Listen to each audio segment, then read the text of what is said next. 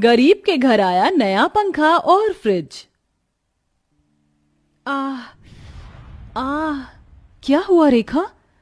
गर्मी के मारे मेरे हाथ पैरों पर ये दाने निकल आए हैं। भाभी, थोड़ा सा बर्फ ला दीजिए। थोड़ा बर्फ लगाऊंगी तो आराम मिल जाएगा। रेखा, गर्मी को देखते हुए उस बर्फ वाले ने अब 100 रुपए की बर्फ कर दी है। और तुम तो जानती हो कि तुम्हारे भैया पूरे दिन में ही मुश्किल से 60-70 रुपए कमा पाते हैं। हे भगवान, भाभी अब मैं क्या करूं? मुझसे तो ये जलन और बर्दाश्त नहीं हो रही। अगर इस गर्मी में हमारे घर में भी एक फ्रिज होता तो हमें ऐसे एक बर्फ के टुकड़े के लिए तरसना नहीं पड़ता।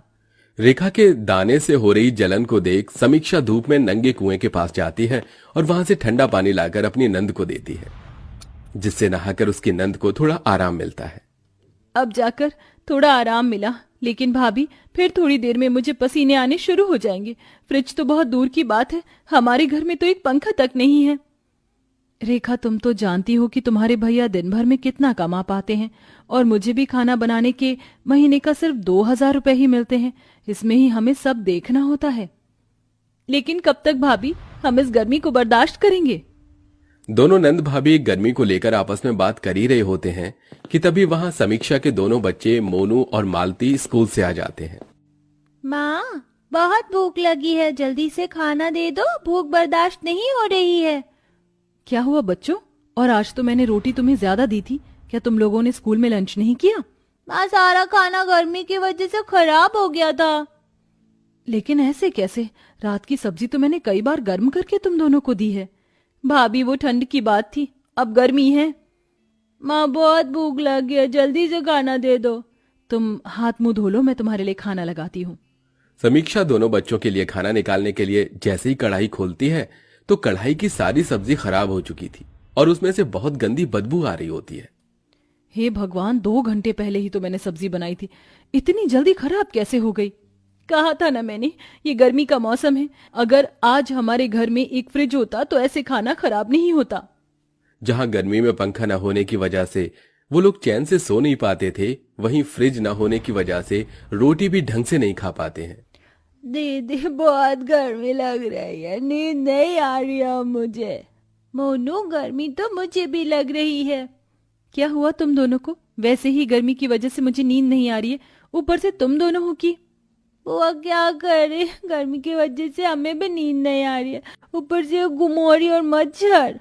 बाबा, आप पंखा कब लेकर आओगे? हम इस गर्मी में पंखे के बिना और नहीं रह जाता। देखो ना, हमारे हाथों पर कैसे गुमोरी हो गई है। मोनू बेटा, जब बाबा के पास पैसे आ जाएंगे तो वो जरूर पंखा लेकर आएंगे। अपने दोनों बच्चों को गर्मी से इस कदर परेशान होता देख समीक्षा रात भर अपने दोनों बच्चों को पंखा करती रहती है। गर्मी की वजह से पूरे परिवार को हर दिन बहुत मुश्किलों से गुजरना पड़ रहा था। धीरे धीरे बढ़ती गर्मी की वजह से सब लोगों की हालत अब काफी ज्यादा खराब होने लगी थी। सबके शरीर पर घमौरियां, रैशेज, दाने ये आना तो अब आम बात हो गई थी। अरे ये क्या समीक्षा, तुम्हारे हाथों और गले पर ये लाल लाल निशान कैसे? मालकिन, ये तो गर्मी की वजह से हो गया है। ओह अच्छा, सुनो, फ्रिज से बच्चों के लिए आइसक्रीम ले आना, दोनों स्कूल से आ गए हैं। समीक्षा किचन में जाती है और शेफाली के दोनों बच्चों के लिए कटोरी में आइसक्रीम निकाल कर ले आती है। मम्मी, ये आइसक्रीम तो बहुत टेस्टी और ठंडी ठंडी है। मम्मी, थोड़ा एसी बढ़ा दो ना, बहुत गर्मी लग रही है। शेफाली के दोनों बच्चों को एसी में ठंडी ठंडी हवा में आइसक्रीम खाता देख समीक्षा को अपने दोनों बच्चों की याद आ जाती है कि कैसे उसके दोनों बच्चे रात भर गर्मी से परेशान रहकर चैन की नींद भी नहीं सो पाते। बढ़ती गर्मी की वजह से समीक्षा के दोनों बच्चों के शरीर पर बहुत ज्यादा गर्मी के दाने निकल आते हैं। साथ ही साथ बार बार आ रहे पसीने की वजह से दोनों बच्चों को पूरे शरीर में काफी ज्यादा जलन होती है। माँ, बहुत जलन हो रही है, कुछ करो ना माँ। इस जलन के मारे लेटा भी नहीं जा रहा है। माँ, शरीर पर थोड़ा ठंडा पानी डाल दो, जलन से थोड़ी बहुत तो राहत मिलेगी। बेटा, मैं कहाँ से लाऊं ठंडा पानी तुम दोनों के लिए? मटके का पानी भी बिल्कुल गर्म हो गया है। अब मैं अपने दोनों बच्चों की ऐसी हालत और नहीं देख सकता। अब चाहे मुझे कितनी ही मेहनत क्यों नहीं करनी पड़े, मैं जल्द से जल्द इनके लिए फ्रिज लाकर ही रहूंगा। अपने दोनों बच्चों की ऐसी हालत देख अनुज दुकानों में जाकर फ्रिज के दाम पता करता है। भाई साहब, ये वाला फ्रिज कितने का है? अरे ये पूरे 35,000 रुपए का है। क्या 35,000 का? ये तो बहुत ज्यादा महंगा है। अगर आपको ये महंगा लग रहा है तो आप ये ले लीजिए, ये पूरे 5,000 रुपए का है। सेकंड हैंड है लेकिन काम चलाऊ है। भाई साहब, मुझे आप बस कुछ दिनों की मोहलत दीजिए। मैं जल्द से जल्द 5,000 रुपए इकट्ठा करके ये फ्रिज यहां से खरीद ले जाऊंगा। जहां अनुज पहले मजदूरी का काम करता था, वहीं अब 5,000 इकट्ठा करने के लिए चिलचिलाती धूप में अनुज पत्थर तोड़ने का काम करता है। आह आह मेरे पैर। नंगे पैर काम कर करके मेरे पैरों में छाले पड़ गए हैं, लेकिन मैं ऐसे हार नहीं मान सकता। अपने बच्चों के लिए तो मैं फ्रिज ला कर ही रहूंगा। रोज धूप में इतनी मेहनत करने की वजह से अनुज के हाथ पैरों में गर्मी की वजह से छाले पड़ गए थे, लेकिन अनुज अपने दोनों बच्चों के लिए कड़ी मेहनत करता है और कुछ दिनों के अंदर 5,000 रुपए इकट्ठा कर लेता है। अनुज उन पैसों को लेकर सेकंड हैंड फ्रिज लेने के लिए दुकान पर जा रहा होता है कि तभी उसे रास्ते में एक घायल लड़की दिखाई देती है, जिसे देख अनुज भागा भागा उसके पास जाता है। आप ठीक तो हैं? आपको ये चोट कैसे लगी? 2 चोर मेरा पर्स छीनकर भाग रहे थे। उनके पीछे भागते भागते मैं इस पत्थर से टकरा गई और मेरे सर पर चोट लग गई। अनुज उस लड़की को नजदीकी हॉस्पिटल ले जाता है और उसकी मरहम पट्टी करवाता है, जिसके चलते फ्रिज खरीदने के लिए जुड़े हुए सारे पैसे उस औरत के इलाज में लग जाते हैं। जिसके बाद अनुज घर आ जाता है और सारी बात अपने परिवार वालों को बताता है। एक तो आपने इतनी मुश्किल से 5,000 रुपए जोड़े थे और वो भी आपने उस लड़की की मदद करने में खर्च कर दिए। तो क्या उस लड़की को सड़क पर ऐसे घायल पड़े रहने देता? हम लोग गर्मी तो बर्दाश्त कर सकते हैं, लेकिन अगर उस लड़के को कुछ हो जाता तो? अनुज की बात सुन रेखा चुप हो जाती है, जिसके बाद अब पूरा परिवार फिर से गर्मी झेलने लगता है। लेकिन दिन पर दिन बढ़ रही गर्मी से अब मालती और मोनू की तबीयत और ज्यादा खराब रहने लगी थी। अब मेरे दोनों बच्चों का क्या होगा? गर्मी में उनकी ऐसी हालत देख मुझसे रहा नहीं जा रहा है। अब तुम ही कुछ चमत्कार दिखाओ भगवान, हम गरीबों पर कुछ तो रहम कर।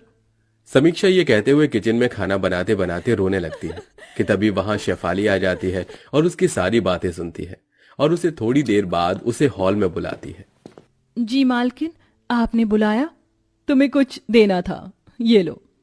ये तो वो मैंने दरअसल तुम्हारी सारी बातें सुन ली थी जब तुम किचन में रो रही थी। तुम्हारी तरह मैं भी एक माँ हूँ और एक माँ ही दूसरी माँ का दर्द समझ सकती है, और तुम्हारी ऐसी हालत मुझसे देखी नहीं गई, इसलिए मैं तुम्हें पंखा दे रही हूँ तुम्हारे बच्चों के लिए। मेरी तरफ से ये एक तोहफा है। अब तुम्हारे बच्चों को गर्मी से और परेशान नहीं होना पड़ेगा।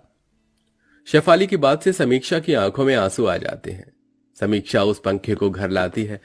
अनुज पंखे को लगा देता है। पंखे से आ रही ठंडी ठंडी हवा से मानो सबकी गर्मी उड़नछू हो चुकी थी। दोनों बच्चे भी ठंडी हवा के मजे ले रहे थे कि तभी उनके घर के दरवाजे पर दस्तक होती है। अनुज जैसे ही दरवाजा खोलता है तो उसके सामने वही लड़की को खड़ा पाता है जिसकी उसने मदद की थी।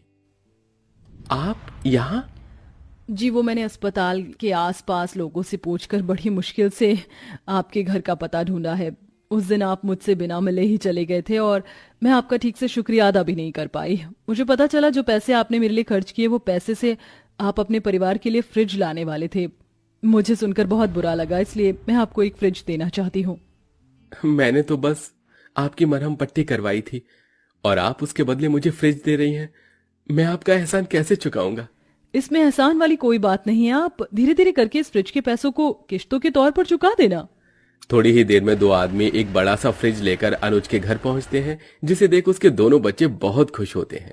आज तो हमारे घर में पंखा फ्रिज दोनों आ गए। अब तो हम इस पंखे की हवा में आराम से सोएंगे और साथ ही साथ हमारे नए फ्रिज में हम रोज आइसक्रीम जमा कर खाएंगे। दोनों बच्चे को इतना खुश देखकर बाकी सब घर वालों के चेहरे पर भी खुशी आ जाती है, जिसके बाद अब उन लोगों को ना ही तो गर्मी में ठंडा पानी के लिए तरसना पड़ता है और ना ही पसीने से लथपथ होकर सोना पड़ता है। अनुज और समीक्षा धीरे धीरे पैसे जोड़कर उस फ्रिज की किश्त को भी चुका देते हैं और अब सब गर्मी के मौसम में आराम से खुशी खुशी रहते हैं।